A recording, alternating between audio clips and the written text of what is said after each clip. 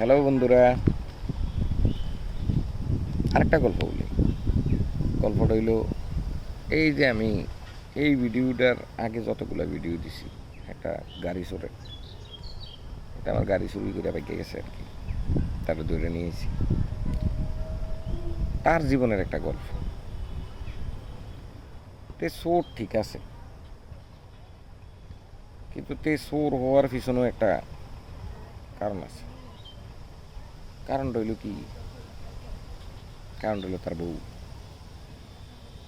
কারণ আমি যতটুক, তার বউ আমারও উপকার করছে, এটা বাস্তব।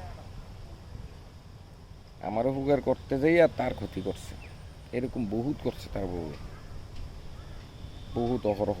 তে নাকি বিদেশে ছিল, 6 বছর বিদেশে ছিল, টাকা পাঠাইছে, এই টাকা খাইছে আর ঘুরেছে বিলাসিতা। মহিলা সুন্দর, সুন্দরী মহিলা, কিন্তু তার কাছে সুন্দর, সবার কাছে, আমার কাছেও সুন্দর লাগে, তার কাছে তো সুন্দর লাগবেই।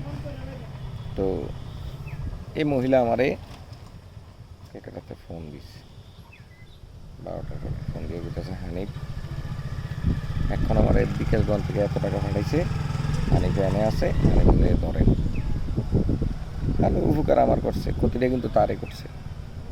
তো এরম বউ থাকার থেকে না থাকা বহুত ভালো হয়। যে তোমাকে ধ্বংস করবে তাকে রাখার দরকার নেই। চিন্তা করতেছি, পুরুষ মানুষ ধ্বংস হয় নারীর কারণে।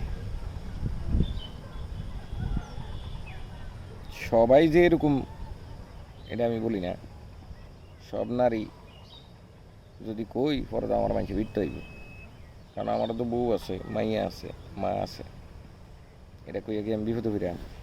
সবাই না, বউ আছে। আমার বউ বালা, উল্টা দেয়, অহংকালি দিতে আছে, নেয় না।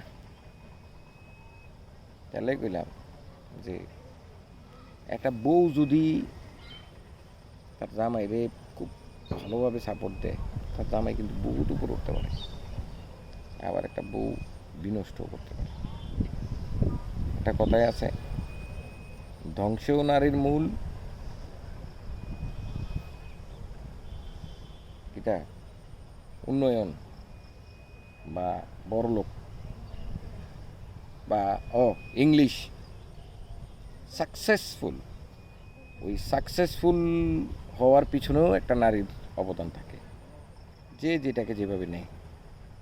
কিন্তু আমি ব্যক্তিগতভাবে আবারও বলি, আমার যেই শোটটা, তার জন্য ওই মহিলা বা তার ওই বউ নট পারফেক্ট।